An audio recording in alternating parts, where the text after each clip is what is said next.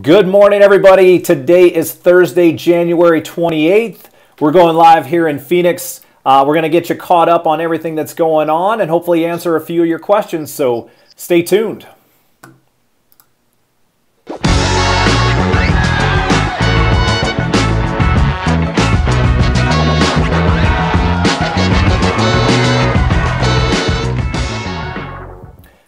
What's up, everybody? It's Greg Corbett with the AZ Lifestyle Group right here in Phoenix, Arizona. If this is your first time at this channel and you're looking to find out everything you need to know about what it's like living in and or moving to the Phoenix metro area, make sure to hit that subscribe button and click the bell so you can be notified anytime we post a new video.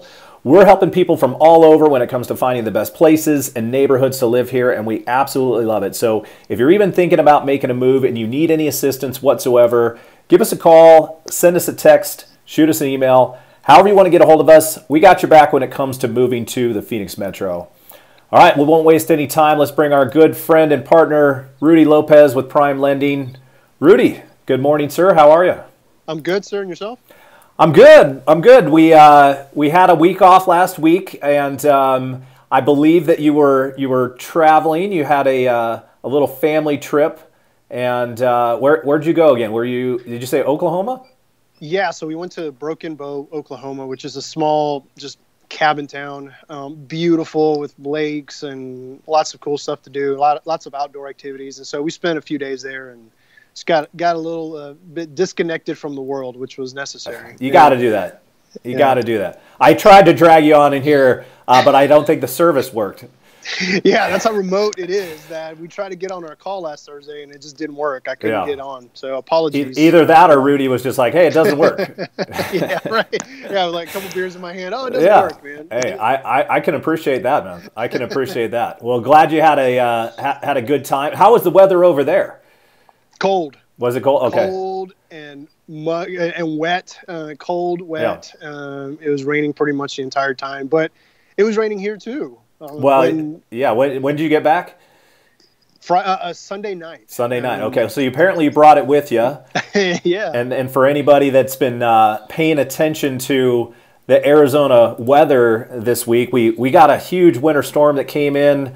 I think Monday. Was it Monday? I mean, we had clouds on Sunday, and Monday kind of came in. I think it was Monday where it just hit the entire valley. We had rain the entire day here, and it was pretty significant. I don't know if it hit. I mean, you're not too far away from me, so probably hit you pretty hard. There were areas even in Phoenix that looked like they had snow. It was actually just like slush, like frozen slush, which I guess is not really called snow, but it looked like snow when it hit, and it was like a mile away from me. A few restaurants posted some stuff on their Instagram and all that stuff, and it looked like snow to me, but apparently it was not snow. But we did have snow kind of up in the higher, not too far away. We're talking Cave Creek, North Scottsdale. They had a good dusting of snow.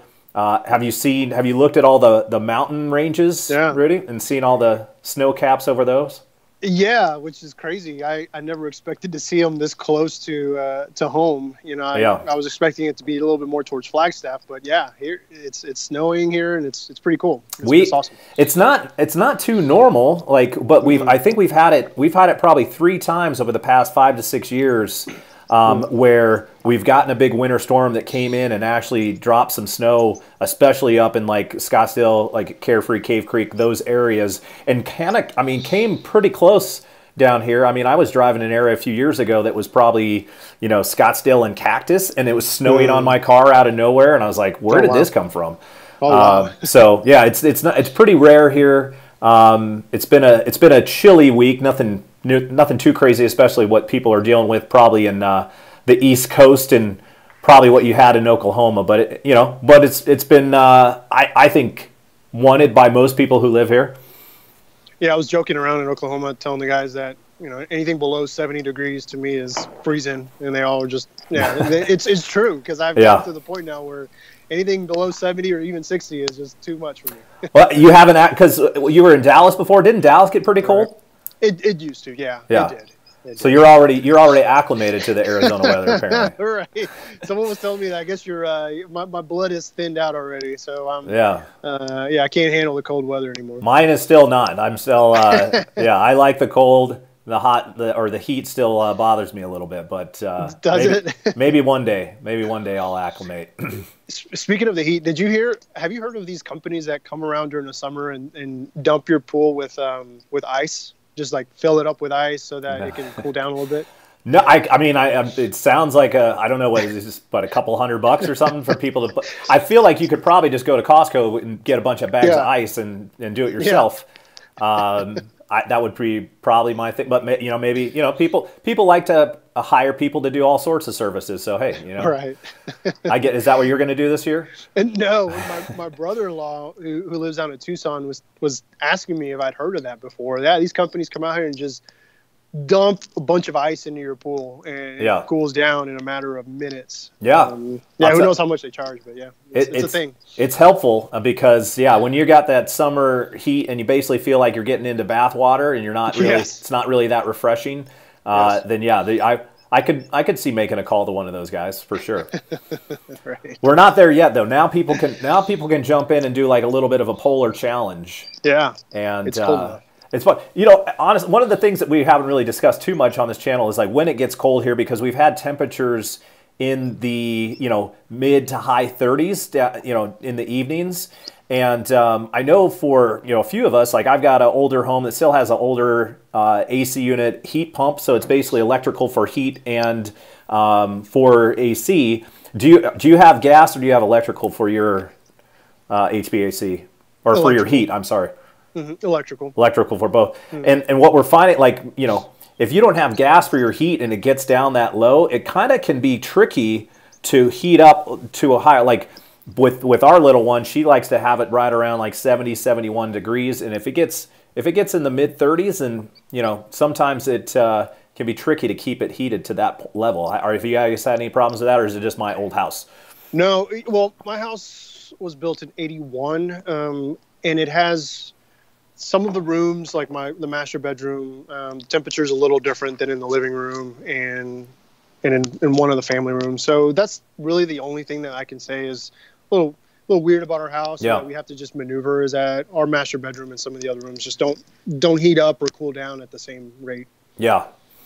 Yeah, you get that a little bit here. It's not always perfect, but I think when people are coming in, and if it's something that's obviously a lot of people who are coming in and have these like bitter cold temperatures, they're probably like, hey, you don't need to keep your house heated to 70 degrees, so stop whining. Right. So yeah, but just in case somebody cares, I feel like I should let you know. Rudy, market-wise, what are you seeing going on? I was doing a video, and I'm still shooting the last couple bits of it, but I wanted to do a video because we're getting a lot of people who are looking, 400 to 600 range. A lot of the people who are trying to stay around that 600 mark, potentially on the high end, in order to stay conventional, not go to jumbo. So I wanted to do a video on like what kind of homes you can find. Basically in that price point all over, like between the East Valley and the West Valley, and kind of see if there's a difference. It's interesting for me to kind of look at too, because when I'm helping people, we just kind of target certain areas and we don't really compare East versus West a lot of times. But I wanted to do that on a video. And going into the MLS right now is interesting. I'm finding a lot of cool things to share with people. So I might jump in on that. But what are you seeing? Just in general, market-wise, like what are people looking for? What are people up against right now? So one thing I just recently saw with a client that's unique is that there are a couple of homeowners that are a little weary of the market just because of how high it's been appreciating recently. And if you lived here during the 08, 09, and 10, you obviously have a little bit of reservation on how the market is going to end up. So it's interesting that there's actually a market out there of homeowners that they're not ready to sell yet. I mean, actually, they're not ready to move yet. They want to move, just not quite yet. School, whatever reason, work. But they would be willing to sell their house now and then, excuse me, and then rent it back from the buyers, for a certain period of time.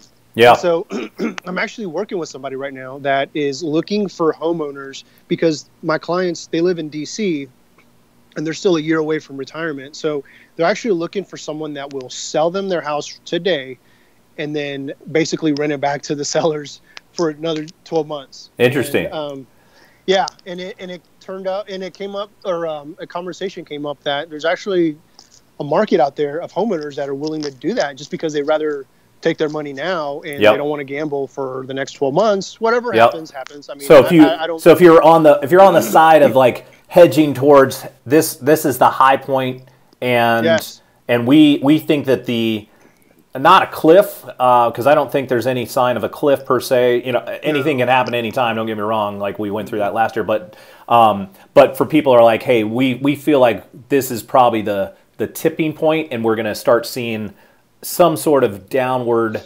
market trend. They're kind of hedging there. It's like they're shorting their house. Is that I don't know a lot of stock terms, but that sounds maybe accurate. You're pretty much hedging you're taking money off the table, I guess you could say. You're going ahead and capitalizing on the equity today, and if you miss out 12 months from now because it appreciated even more, then so be it. But there's people out there that are actually willing to do that, and I found that very interesting because who's willing to do that on the buy side? I'm wondering. I guess potentially some people might, but it'd be interesting to see who's like on the buy side and like ready to do that. So these particular clients, they're not from here, and they can't leave because of their work situation for 12 months. So I would assume that it would probably be someone that maybe is moving here from another state, and they're okay with waiting 6 to 12 months possibly. And they want to go ahead and take advantage of the prices because it's a win-win for the buyer too, because the buyers wanting to buy now in hopes that it doesn't appreciate even more in 12 months. So and they could get a better deal on that because there's going to be limited amount of buyers who are looking for that type of situation. So you're not going to have these multiple offers bidding things up. So maybe somebody is like, hey, I'm willing to do that. That way I save, 25, 30 plus grand on a house. And obviously you're going to have more limited options to what you could get into, but you might save in the long term. Yeah, and the one thing too about this as the buyer, you're buying an investment property now, so the down payment requirements are higher than a primary residence. I failed to mention that part. So if you are a buyer and willing to do that, then you're not buying a primary residence because it's obviously going to be rented back. So it's classified as an investment property. So the rate's slightly higher and the down payment requirement is slightly higher too. But for the right person, like my clients, it's perfect. Everybody's got different needs. So hey, and you got to get creative, and especially in markets like these, you do have to get creative as far as trying to find out like solutions for people who are having a tough time. But so yeah, I mean, we're definitely in an environment where people are looking at different options to say, hey, what can you do? I just had a listing of mine that we are accepting a potential pre-possession, which typically is not something that you like to do. But my seller has moved out. It's a higher end home. The buyer is looking to put a significant portion of hard earnest money down that would be non-refundable. And so even though there's that little bit of risk involved with letting somebody move into your home before closing, it made sense. So, there's all sorts of situations out there. You try to take each one case by case and try to figure out whether or not it's a win-win for both parties. Yeah, you have to be creative in this market because the offers of list price and closing fast, all that stuff is just normal now, and even some buyers are waiving the appraisal contingencies because they just want to get into a house so badly. So you have to get creative for sure. Yeah, for sure. I don't know if you can see on your end what I'm going to do, but I'm going to go ahead and I'm going to give people a preview of this video that I'm going to do, and I'm going to go over to the MLS and kind of give people a little idea or kind of a sneak peek of what I'm going to be talking about when I shoot this video regarding stuff that's like in the 400 to 600 range, because I think it's really interesting and people can learn a lot. So if I pull up this screen, Rudy, I'm basically pulling up all of the active listings that are actually, this is not the active. I'll start going through that, but I'm I'm going to go pick active properties. I'm going to pick a list price between 400 and 600. That gets me a total of 934 properties right now. So we'll just go down, and after we select each item here, we're going to have the results. So if we go single family detached, that goes to 758. And what I'm trying to accomplish, Rudy, is like this is probably what most people are looking for when they reach out to us. So we want active homes, single family detached. Right now I'm just going to do the East Valley. I'm going to pick Gilbert, Chandler, and Mesa. If we go, so now we have 119 single family detached homes between 400 and 600 in Gilbert, Chandler, and Mesa. A lot of people want at least a 2-car garage, so I'm going to throw that on there. That didn't make too big a difference there. Most of them are 2-car garage, so that only dropped it down to 115. And then the big one here, this is really key because a lot of people want a pool, and they're like, hey, if we're going to move, we want a pool done. If you really want a pool, so we're going from 115. If I go anything that does not or has to have a pool, it drops the results down from 115 to 35. Yeah. So you're basically you're losing 80 properties that you could be looking at if you absolutely have to have a pool. And there's two things on that. Number one, obviously, you're not going to have as good a selection. And number two, you're going to have a lot more competition because so many people are in the market for that. What's the price range again? 4 to 600? This is 4 to 600. So as of right now, in Chandler, Mesa, and Gilbert, if you're looking for a 2-car garage, 4 to 600 single-family home, there's 35 houses available with a pool. And one thing I'll remember to everyone who's watching out there, 4 to 600, maybe it's higher than what you originally think you want to buy, but because the property taxes here are so low, a $400,000 to $600,000 house isn't as expensive monthly wise as some of these higher property tax states. So, yeah, true. So just keep that in mind. If you're thinking just, oh, I'm looking for 250 or 300, 400 is too expensive, you might want to reconsider because it's actually not here, at least. Yep. Well, and same with interest rates as well. And then let me look at one more thing here because I think this is huge because so many people are looking at Zillow. And I'm gonna take off the pool thing here. We're gonna go back up to 115 total altogether. Let's look at the numbers when I add the properties that are currently under contract but accepting backups. So if I click on these here, this is crazy to me. It goes from 115 to 316. Wow. And so basically you have 200 properties that are currently under contract in that same search criteria that will all show up on Zillow as active.